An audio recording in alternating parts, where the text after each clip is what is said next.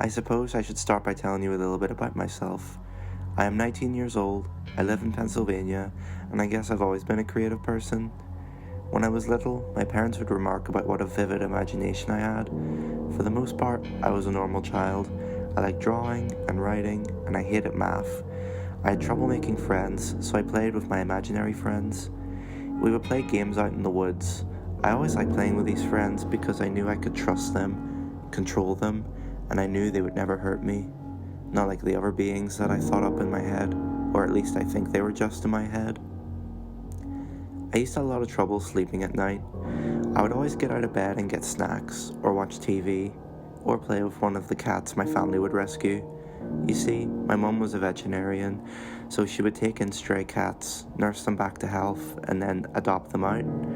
It drove my parents nuts for me to stay up so late. Everything was fine until one day when I was about 9 or so.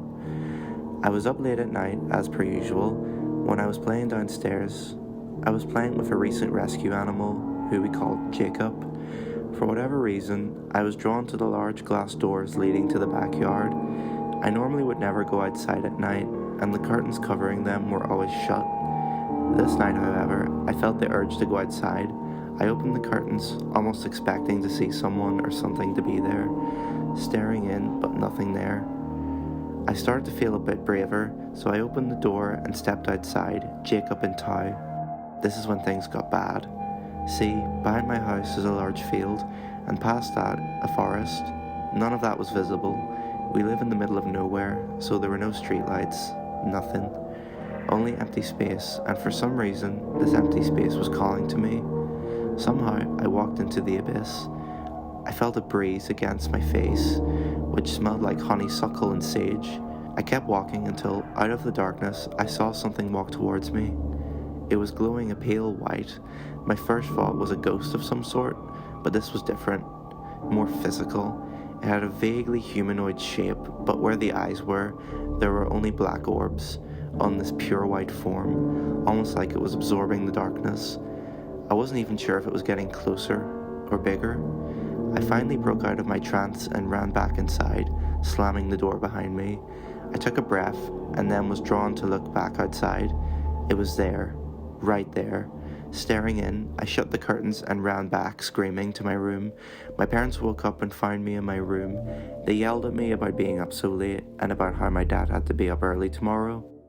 I, however, was just glad to be alive and safe. Jacob was gone forever, consumed by that thing. When I told my mum the next morning, she said I was probably tired and I imagined it. That Jacob ran away when he was let out and that we'd see him again. When we didn't, she tried to tell me that he must have found a home. I knew she was lying. For a while, that was that. But ever since, I have always made sure that all the curtains are closed after sunset and to never go out after dark.